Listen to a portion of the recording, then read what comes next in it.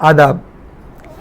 ये तो हम सभी जानते हैं कि नवाब आसिफुद्दौला बहादुर को दरियाओं से और पानी से बहुत लगाव था, लिहाजा उनकी बनाई हुई सारी इमारतें जो हैं वो पानी के ही करीब हैं, उसी के साहिल पर हैं। चाहे वो दौलत खाना आसिफी हो, जिसको अब आजकल शीश महल का महल कहते हैं, जिसके असरात अब भी बाकी हैं, या बीबियापुर कोठी हो, या फिर एक और जगह ख़ास थी मोती झील।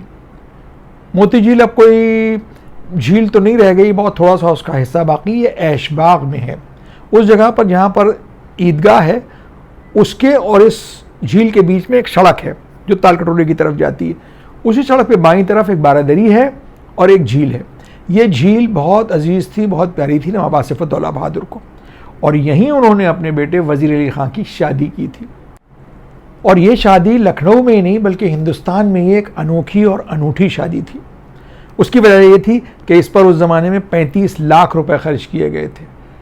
8 दिन तक यानी पूरे एक हफ्ते जश्न हुए थे, और उसकी जो सबसे बड़ी खुसूसियत थी उस जश्न की वो ये थी कि इसमें 1200 हाथियों का, जी हाँ 1200 हाथियों का जुलूस निकला था, जो दौलत खान आसिफी से लेकर और मोती झील तक गया था। अब आप सोच रहे होंगे कि 1200 हाथी कहाँ से आए थे। इसमें 114 हाथी तो नवाब के खुद के थे, जिन पर चांदी के हौदे लगे हुए थे, और बाकी जो थे और जो रोहसा, राजे रजवाड़े, बड़े ताल्लुक़दार जो आए होंगे उनके हाथी थे। बहू बेगम साहिबा जबकि नाराज़ थी अपने बेटे आसिफुद्दौला से, मगर अपने पोते वज़ीर अली की शादी में वो फैज़ाबाद से तशरीफ़ लाई थी, तो उनके साथ भी बड़ा लाओ लश्कर होगा। अब ये हाथी जो थे, इनका जुलूस दौलत खान आसिफी से मोती झील तक गया, और वहाँ बारादरी में क़याम हुआ, और वहाँ बहुत ज़्यादा जश्न, नाच गाना, ना मालूम क्या क्या हुआ होगा। हमने अभी 14 हाथियों का जिक्र किया था कि नवाब के 14 हाथी क्यों थे। उसकी वजह ये थी कि उर्दू में, अरबी में जो हर एक अल्फ़ाबेट होता है, जो एक हर्फ होता है, उसका एक वज़न होता है, एक वेट होता है, उसके हिसाब से उस जो वर्ड बनता है उसके नीचे लिख देते हैं। जैसे 786 आप लोग देखते होंगे लिखा हुआ, तो वो बिस्मिल्लाह रहमान रहीम की वज़न है, उस बिस्मिल्लाह के एवज़ में आप वो लिख सकते हैं। तो मौला अली जनाब अमीर हज़रत अली के नाम का जो अदद निकलते हैं, जो हर्फ की जो उसकी जो वैल्यू है या जो वज़न है, वो है 114।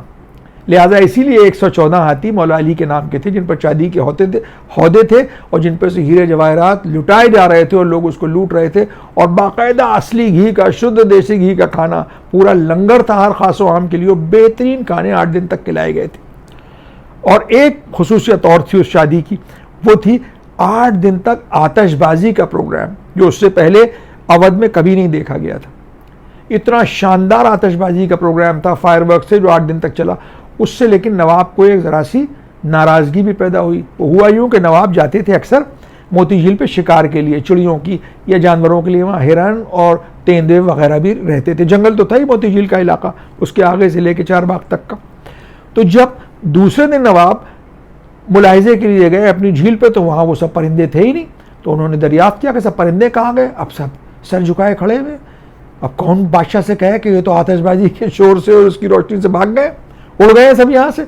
खैर किसी ने बहुत डरते डरते कहा कि हुजूर, वो आतिशबाजी की शोर और उसकी रोशनी से परिंदे जो हैं वो सब यहाँ से चले गए, और जानवर भी चले गए, हिरन और चीते और तेंदुए भी। बादशाह बहुत नाराज़ हुए और उन्होंने कहा कि तुम लोगों ने ऐसा इंतज़ाम क्यों किया कि जो जंगली जानवर थे और जो परिंदे थे वो इससे परेशान हुए। इससे मालूम होता है कि अवध के बादशाह खुसूसन नवाब आसिफुद्दौला बहादुर इन्वायरमेंट के लिए किस कदर सेंसिटिव थे और किस कदर नरम दिल रखते थे। जैसा कि हमने शुरू में ही अर्ज़ किया था कि इस शादी पर उस ज़माने में 35 लाख रुपए खर्च हुए थे। ये ख़बर दिल्ली में बादशाह शाह आलम को भी पहुंची। उनको बड़ा अजीब महसूस हुई ये बात कि हमारे एक सूबे का जो नवाब है वो अपनी शादी में इस कदर दौलत लुटा रहा है, जबकि दिल्ली के हालात उस वक्त तक ख़राब होना शुरू हो गए थे। बहू बेगम साहिबा को कहते हैं कि उनकी मुँह बोली बेटी भी थी, क्योंकि बहू बेगम साहिबा दिल्ली की ही थी, और इसका उनको बड़ा एक तरह का एक गुरूर भी था। बहरहाल, तो बादशाह शाह आलम ने 7 खान बड़ी बड़ी ट्रेज लकड़ी की जवाहरात और जेवर से भर के बतौर तोहफा वज़ीर अली की शादी में भेजा था। 1797 में बादशाह यानी नवाब आसिफुद्दौला बहादुर का इंतकाल हो गया। उसके बाद 17 बरस के थे वज़ीर अली, जो तख्त नशीन हुए, बादशाह बने। वज़ीर अली थे तो उम्र में बहुत कम, लेकिन बड़े असर्टिव थे। उन्होंने कंपनी बहादुर, जो ईस्ट इंडिया कंपनी की हुकूमत थी, जो उसका रेजिडेंट था, उससे जो उनका इंटरेक्शन होता था उसमें उन्होंने इस बात का कुछ इंप्रेशन दिया कि अब ये नहीं चलेगा कि बादशाह जो है, जो नवाब है, वो सिर्फ इमारतें बनवाए और महल में रहे और दौरे करे और शिकार करे और हुकूमत असली आप करें। ये बात अंग्रेज़ों को ज़रा खटकी। उन्होंने कहा कि इनके खिलाफ कोई साजिश करनी चाहिए।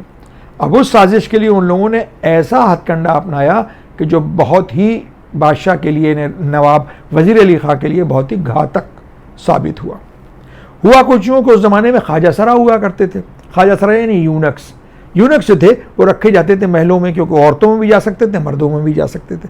वो आज की तरह के यूनक किन्नरों की तरह नहीं होते थे। उनमें से बहुत से लोग ऐसे थे जो बहुत ही हिकमत से भरे हुए लोग होते थे, बहुत अच्छे एडवाइज़र्स, बहुत अच्छे डिप्लोमेट्स होते थे। लिहाजा वो नवाबीन और बादशाहों के बहुत करीब रहते थे। 4 ऐसे बहुत मशहूर यूनक्स हुए हैं अवध में, यानी तहसीन अली ख़ां, जवाहर अली ख़ां और अलमास अली ख़ां और उसके बाद मियाँ दाराब अली ख़ां। ये सब बहुत मशहूर यूनक हैं। अब ये हमें नहीं मालूम, इस बात की तस्दीक नहीं कि कौन से यूनक थे जिनका इस पर इस्तेमाल हुआ। अंग्रेज़ों ने उनको अपने साथ मिलाया और उनसे कहा कि कोई ऐसी बात गढ़ो कि बहू बेगम जो है वो इनसे बिल्कुल बदजन हो जाए। उन्होंने कहा ठीक है। वो 7 गज का दुपट्टा ओढ़े और खड़ा पायचा, बहुत बड़ा सा गरारा पहने हुए, वो रोते पीटते फैज़ाबाद पहुँचे। उन्होंने बहू बेगम साहब से कहा कि गज़ब हो गया। उन्होंने कहा क्या हुआ? उन्होंने कहा बंदी दोहरा नहीं सकती कि क्या हुआ जो हमने देखा लखनऊ में। उन्होंने कहा नहीं, बताओ क्या हुआ। उन्होंने कहा कि हम कह ही नहीं सकते। उन्होंने जब बहुत इसरार किया तो उन्होंने एक ऐसा इल्ज़ाम लगाया जो वाकई बहुत ही शर्मिंदगी से भरा हुआ था, जिससे बहू बेगम शराखपा हो गई, बिल्कुल आग बबूला हो गई। उन्होंने कहा कि बहू बेगम साहिबा जो फरमारवा वक्त है, यानी जो प्रेसिडेंट बादशाह हैं, वो उन औरतों को भी इस्तेमाल में ला रहे हैं कि जो उनके वालिद की मुताई बीवियाँ थीं, यानी आसिफुद्दौला की। और ये बात बिल्कुल सरासर झूठ थी। ये सुनकर तो बहू बेगम ने कहा कि फ़ौरन बुलाओ कंपनी बहादुर को, हम इस बादशाह को तख्त से बरतरफ कर देंगे। लिहाजा अब क्या था, वहाँ से जो अंग्रेज़ जहाँ जो नुमाइंदा था फैज़ाबाद में, वो घोड़ा बदलता हुआ एक घोड़ा उसने बदला रिदौली में और फ़ौरन लखनऊ पहुँचा। दूसरे दिन शाम को जो यहाँ के जो रेजिडेंट बहादुर थे वो बहू बेगम की खिदमत में हाजिर। उन्होंने कहा आप क्या चाहती हैं? उन्होंने कहा ये जो हमारा पोता है ये बिल्कुल नालायक और इंतहाई गुनाहगार है, इसको फ़ौरन यहाँ से हटा दिया जाए, तख्त से बरतरफ कर दिया जाए। तो उन्होंने कहा कि फिर कौन बनेगा? और ये रेजिडेंट की सांठगांठ आसिफुद्दौला बहादुर के सौतेले भाई यानी सादत अली खां से हो चुकी थी कि हम तुम्हें अगर बना दिए बादशाह तो तुम हमें क्या दोगे? उन्होंने कहा आधा सूबा आपको दे देंगे, आधी हुकूमत अपनी दे देंगे। अब उन्होंने बहू बेगम से कहा कि साहब कौन बनेगा? तो बहुत सोचा उन्होंने, तो उन्होंने कहा आप ही बताइए। तो रेजिडेंट ने कहा आपके सौतेले बेटे हैं सादत अली खां, उनको क्यों ना बना दें? उन्होंने कहा हाँ ठीक है, लीजिए। उस पर उनकी मोहर लग गई और सादत अली खां जो थे वो बादशाह हो गए।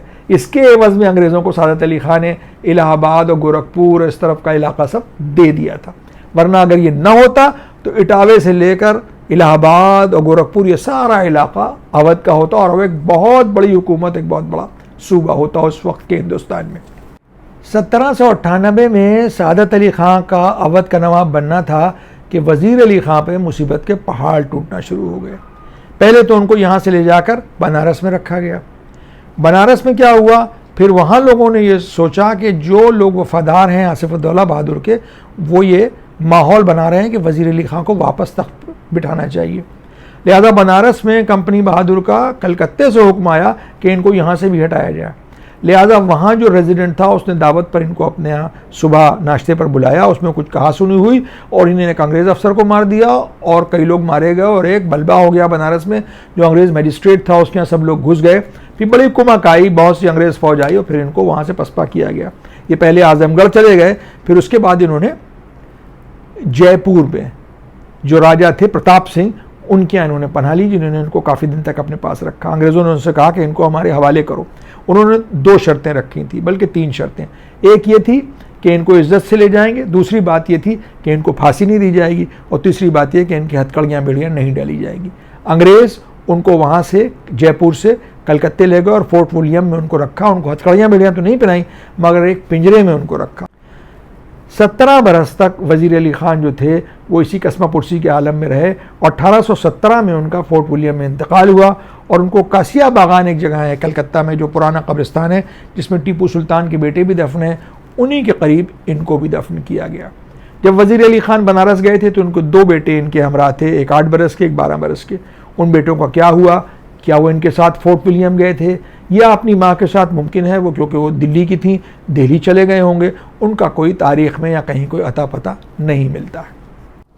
नवाब वज़ीर अली ख़ान की शादी दिल्ली के कोई रईस थे मिर्ज़ा जुमा, उनकी बेटी से हुई थी।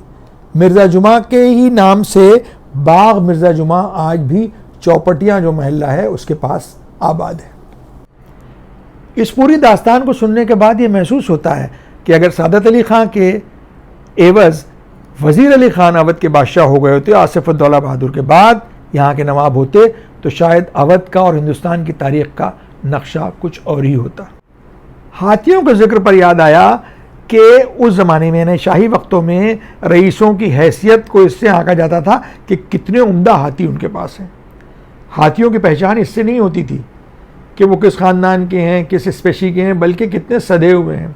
अच्छा हाथी कभी नहीं माना जाता था और अब भी नहीं माना जाता है कि जो उसका महाबत है वो उसको भालों से भोंके तब वो उसका जो इंस्ट्रक्शन है उसको सुने, बल्कि अच्छा हाथी वो होता है और होता था कि जो महाबत के इशारों को समझता था। उसने हल्के से कह दिया बस बस तो रुक गया, उसने कहा पैर उठाओ सलाम करो तो उसने सूंड उठा दी, पैर उठा दिया, वगैरह वगैरह। तो होता यह था कि जब कोई रईस मरता था, कोई नवाब, कोई शहजादा, तो उनके फातिहा में, फातिहा होता है एक तरह का भोग किस्म की चीज़ होती है जिसमें उसकी ज़रूरत के सारे सामान, उस ज़माने में तो जेवर, कपड़े वगैरह आज भी दिए जाते हैं, उस ज़माने में तो जेवर भी देते थे, वो सब किसी गरीब को दे दिए जाते हैं उनके नाम से। तो उनके नाम से एक हाथी भी दिया जाता था, जिसकी जिसकी हैसियत हुई, छोटा हाथी दिया, बड़ा हाथी दिया, कई हाथी दिए जाते थे हैसियत के हिसाब से। अब वो हाथी होते क्या थे? उलमा को, मौलवियों को दिए जाते थे जो उसको नीलाम करते थे। और नीलामी में उनको ख़रीदता कौन था? छोटे मोटे रजवाड़े जो आसपास के ताल्लुक़दार थे, उन हाथियों को ख़रीद लेते थे। और ये नीलामी लखनऊ में होती कहाँ थी? ये होती वहाँ थी जहाँ पर आज लखनऊ का विक्टोरिया स्ट्रीट है, जिसको तुलसीदास मार्ग कहते हैं। उसके शुरू में ही चौक की तरफ से एक महल्ला है जौहरी मोहल्ला। जौहरी मोहल्ले के बिल्कुल सामने अक्रॉस द रोड एक होटल है, बड़ा पुराना होटल है जिसका नाम है रोज़ होटल। रोज़ होटल अपने सुबह के नाश्ते के लिए बड़ा मशहूर है शहर में। वहाँ पूरियाँ और बारीक कटे हुए आलू की तरकारी, उसके साथ बुरानी और जलेबी का नाश्ता लखनऊ के, पुराने लखनऊ के ख़ास नाश्तों में है।